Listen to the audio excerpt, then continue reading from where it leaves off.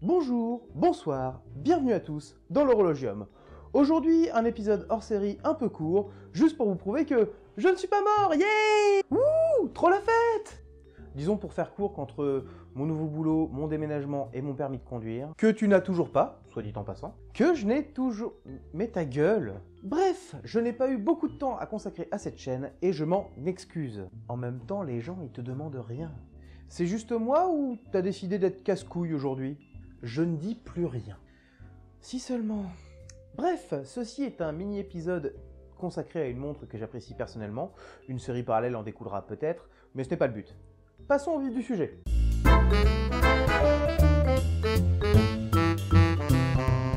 La LIP, modèle Nautic-Ski, est une montre de plongée dotée tout d'abord d'un mouvement mécanique à remontage manuel ou automatique, puis ultérieurement d'un mouvement électromécanique. On y reviendra, mais en gros c'est une montre mécanique avec une pile à la place du ressort.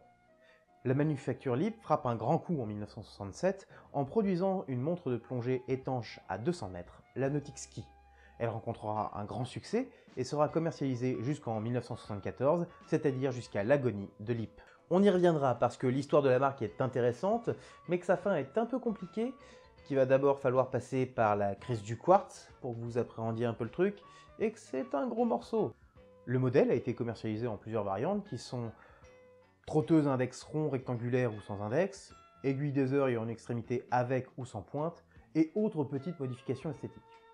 Le gros problème de cette montre, du moins pour les modèles à pile, est que, comme pour la plupart des montres électriques, les contacts de son mouvement électromécanique ont la fâcheuse tendance de s'abîmer rapidement. Et en plus, ils sont compliqués à trouver et à remplacer, mais bon, ça c'est une autre histoire. Cette montre a également été commercialisée sous d'autres labels que celui de LIP. Ainsi, on trouvera par exemple Waltham pour le marché américain, Enestova, Le Jour, Vulcain, Dugena ou les Industries de Palante, ou L.I.P, lorsque les ouvriers de LIP créent en 1977 une société sous ce nom sur les cendres de l'ancienne usine LIP. Il existait aussi une version femme de la Nautic-Ski appelée LIP Nautic Lady. La Nautic-Ski n'est pas une montre de plongée comme les autres. D'abord, elle est massive et son verre épais la place à l'abri des coups et des fuites intempestives. Son cadran a index et ses aiguilles sont peints au tritium, ce qui permet une bonne lisibilité lors de la plongée, mais ça marche aussi si vous êtes seulement dans le noir. Le réo réglable, par la manipulation d'une large couronne à 4 heures, permet un réglage opérationnel même sous l'eau. La boîte massive en acier et le fond vissé sont là pour conforter l'impression de solidité de cette montre. Le cadran brillant, le plus souvent noir, est soigné, et le symbole électrique ainsi que la mention électronique portée sur celui-ci est encore porteur de la modernité qu'ils exprimaient lors de la diffusion de cette montre. Cette montre de plongée française, pas comme les autres, a su plaire en son temps à certains membres de l'équipe du commandant Cousteau. On peut la voir ici au poignet d'Albert Falco et ici au poignet de Paul Zuena.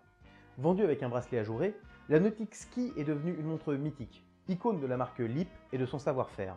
Une montre qui supporte la comparaison avec de très belles pièces des années 60 produites par les plus grandes manufactures. Le sautillement et la forme de sa trotteuse est lui caractéristique des montres proposées au début des années 70. Autant d'éléments de séduction que trouvent les collectionneurs pour cette montre historique, montre qu'ils s'arrachent depuis quelques années. Toujours agréable à porter, enfin, selon un ami qui en possède une. La Nautic-Ski reste l'une des pièces les plus sympathiques et les plus prisées de la collection LIP. Du moins, est-ce mon avis. Il est toujours temps d'acheter une montre LIP, égrenaient les radios commerciales qui faisaient la publicité des produits de la manufacture.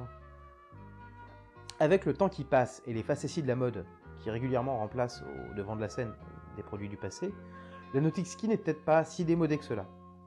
Sa cote de popularité est liée à la nostalgie et à l'histoire émouvante de LIP.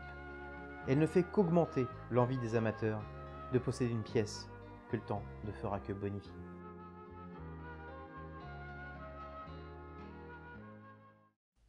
Merci à tous d'avoir suivi jusqu'au bout. J'espère finir mes prochaines vidéos plus rapidement, même si je ne promets rien. Hein. J'espère en sortir une avant la fin de l'année, j'espère. Cette vidéo fut difficile à faire puisque j'ai été lâché par mon PC de bureau, puis par mon PC portable. De plus, je me tape une connexion un peu moisie, puisque c'est une connexion téléphone. Je n'ai toujours pas internet dans mon nouveau logement. C'était la joie. Et juste la 4G en connexion internet, c'est pas très pratique. En passant, je signale que je serai au Geek Ferries tout le week-end, hein, donc les 1, 2, 3 juin 2018. Évidemment, j'y suis en simple visiteur, hein, mais si vous me croisez, si vous y êtes et que vous avez envie de faire un coucou, et écoutez, n'hésitez pas, ça fera plaisir. Sur ce, je vous dis au revoir et à bientôt dans l'Horologium.